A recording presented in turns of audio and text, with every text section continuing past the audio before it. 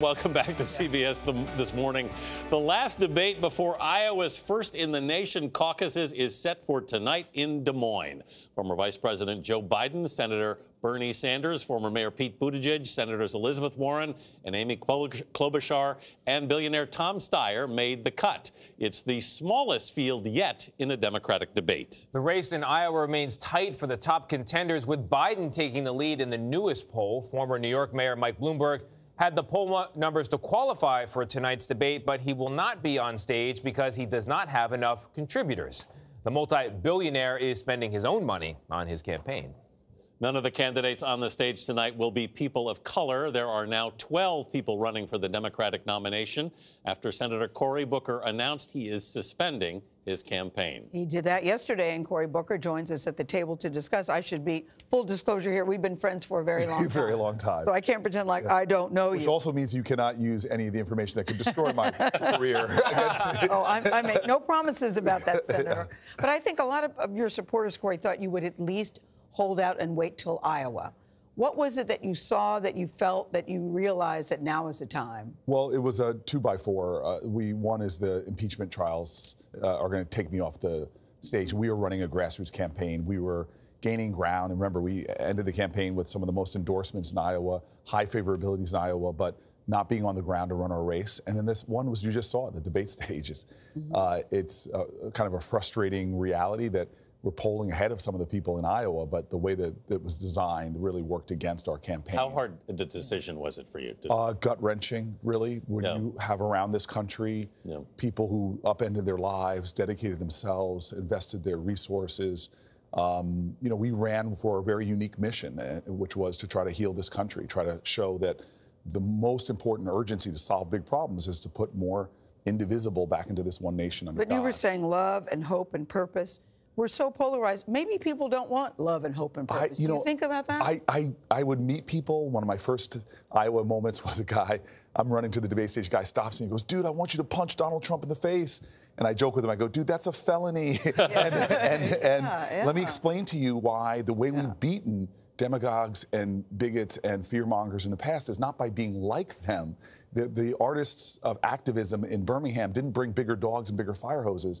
They beat it by inspiring us to be the best of who we are, not the worst. And we can't surrender to that seduction of being more Trumpy to beat Trump. For Democrats to win back the White House, for your party to win, they're going to have to put back the Obama coalition, put it back together. There are about more than 10 million voters who went to Trump or didn't vote at all, 2012 to 2016. Who in the field do you think has the ability to gather that group back together? So the one thing I want to challenge on that is what we saw when we analyzed the numbers was it wasn't the people that shifted over.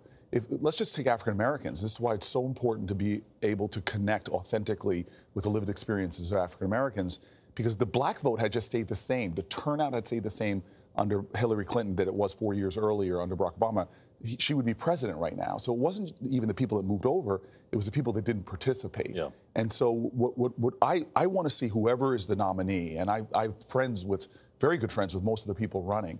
It is very important that we can inspire, engage, and ignite that whole coalition. I'm sure everyone would agree, but who can do that? Who can inspire? You're not endorsing anybody. Would you consider endorsing anybody before the convention? I would definitely will consider it, 100%. Right now, I'm going to take a breather. I'm going to focus on the impeachment trials, and I have a re-election campaign. I've got to get started on securing another 6 years in the Senate. Oh, yeah, there's that, the re-election campaign for your Senate race. But what do you make of the controversy now between Bernie Sanders and Elizabeth Warren at this particular time, when we're trying to be more united? If anybody wants, I know these folks. Nobody should be attacking their character.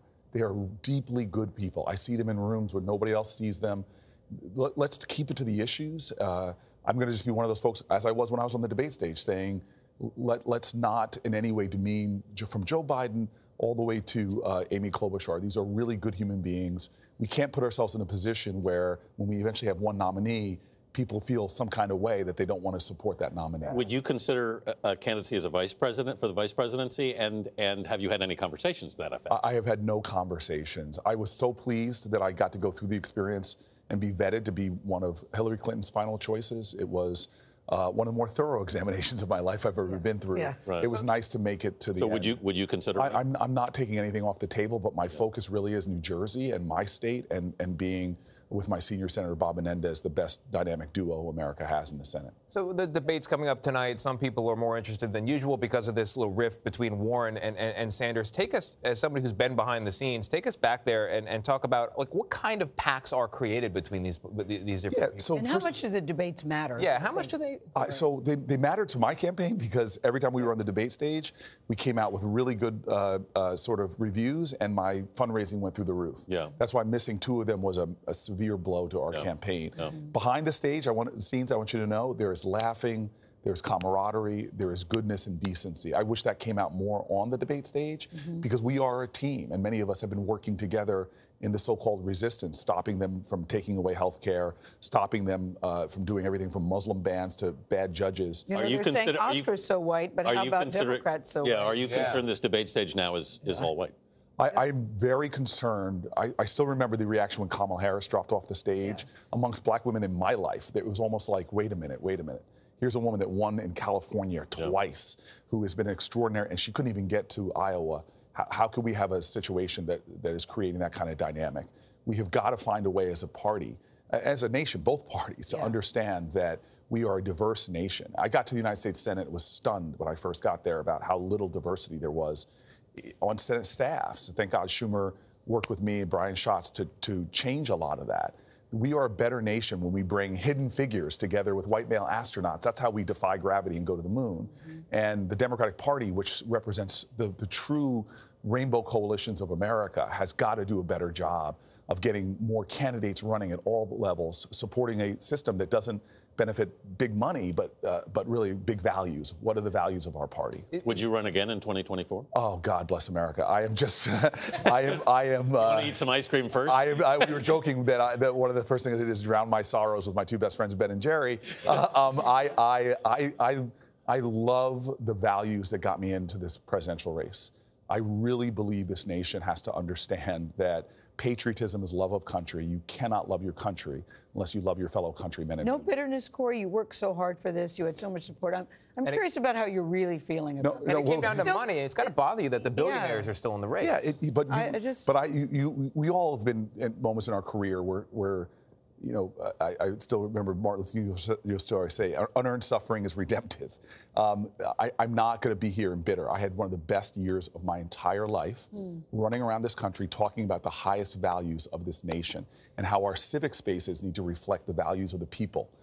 We need a revival of civic grace. We need goodness and decency. And I found this in the Senate. Brene Brown said, it's hard to hate up close, so pull people in. My relationships with Republicans has enabled me to do a lot of good, like pass criminal justice reform. We have got to get back to, because this right now, the competition of Russians, Chinese, we've got to get back together where we can do big things as a country. Something tells me we haven't seen the last of Senator Cory Booker. Well, that's because you and I have a lot of movies to make up for and go to. so not bitter, but eating ice cream in the meantime. I need to get back on my diet soon. Senator Booker, thank you for being here. We appreciate it. Thank you very much. Thank you.